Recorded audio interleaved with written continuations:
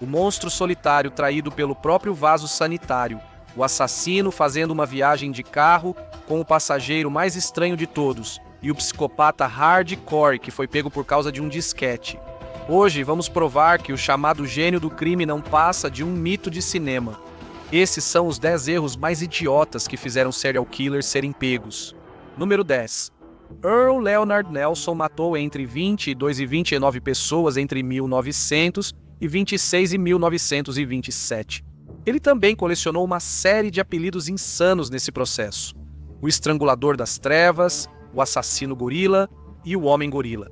Earl é considerado o primeiro assassino sexual em série do século XX e ele certamente deixou sua marca com um tratamento excepcionalmente brutal às suas vítimas, tanto antes quanto depois de suas mortes.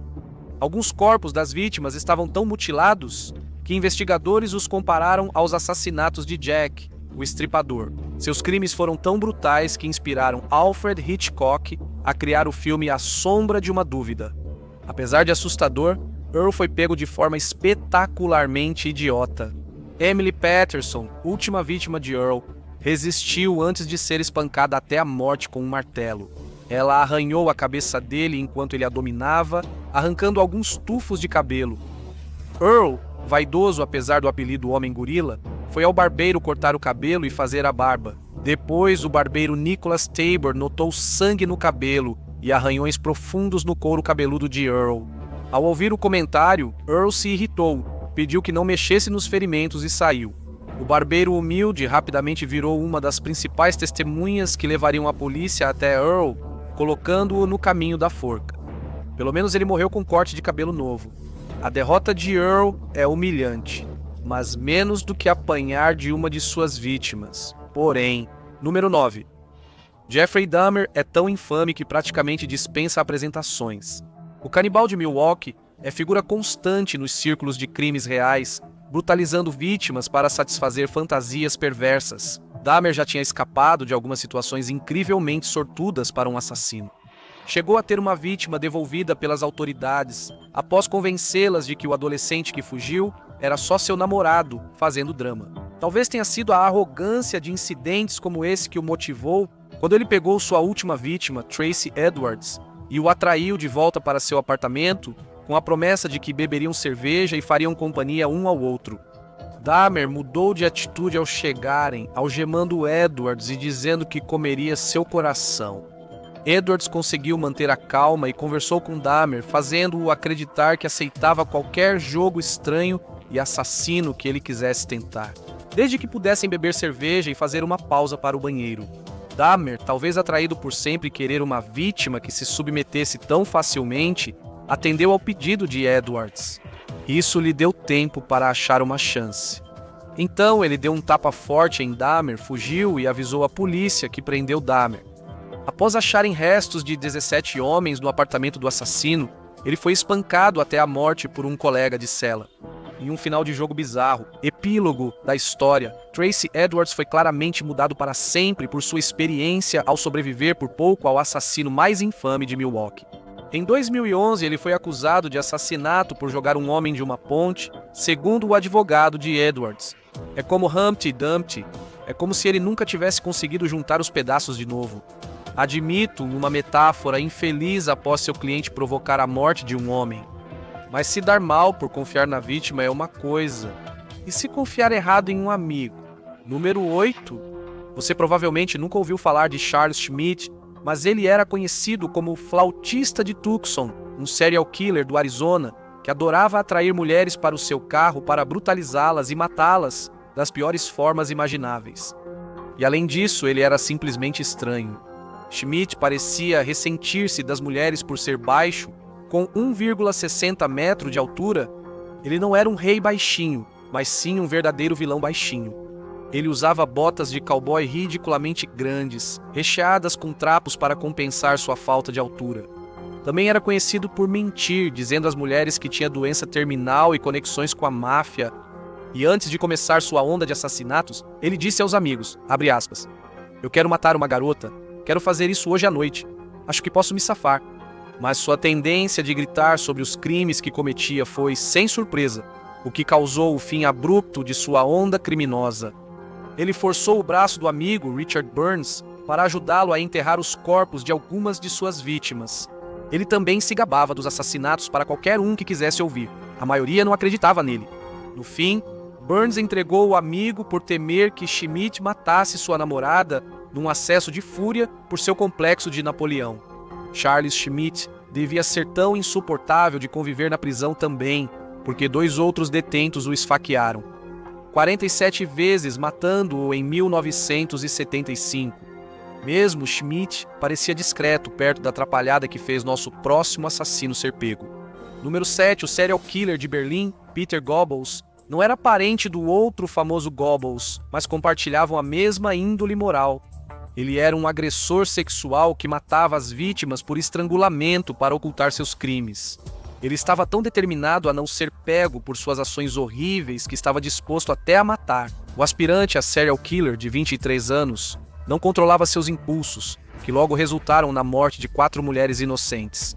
Nada parecia conter sua violência. Ele poderia até se tornar um dos serial killers mais prolíficos da Alemanha, até o seu 4º assassinato, quando cometeu um dos erros mais idiotas que um criminoso sádico poderia cometer.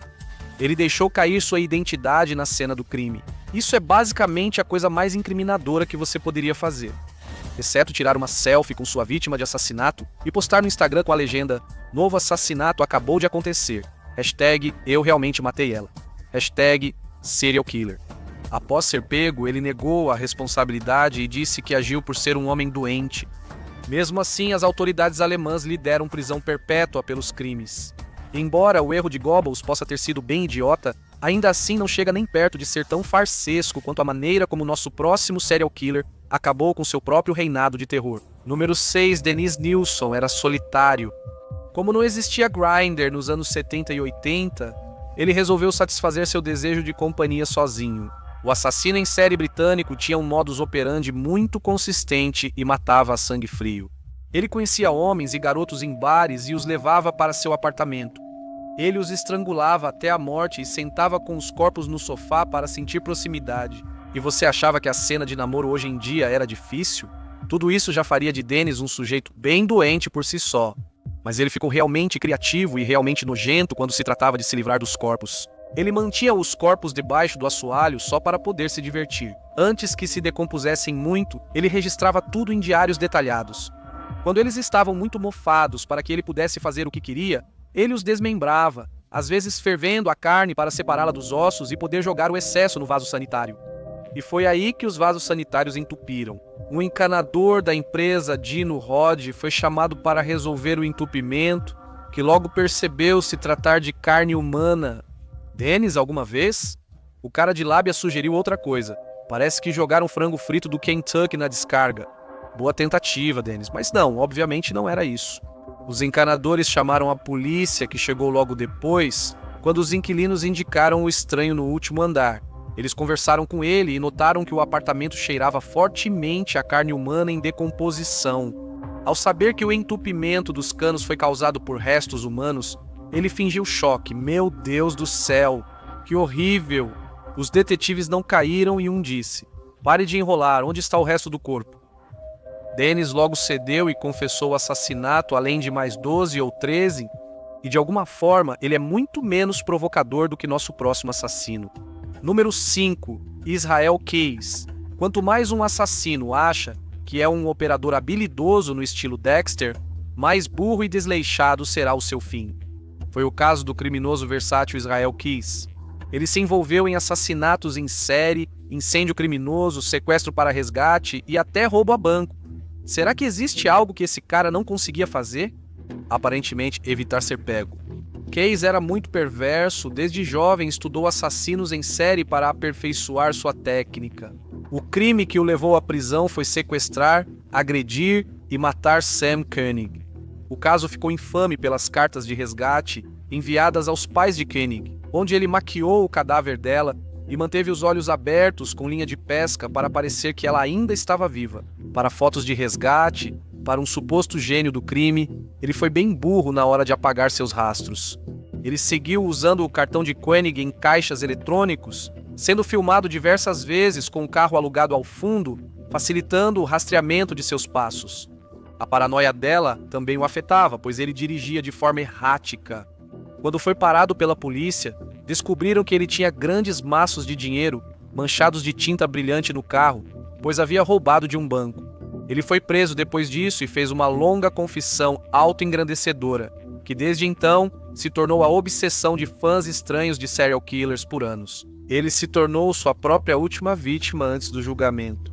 Mas o nosso próximo assassino supera Israel em 2 aspectos: a extensão dos seus crimes e a estupidez do motivo pelo qual foi pego.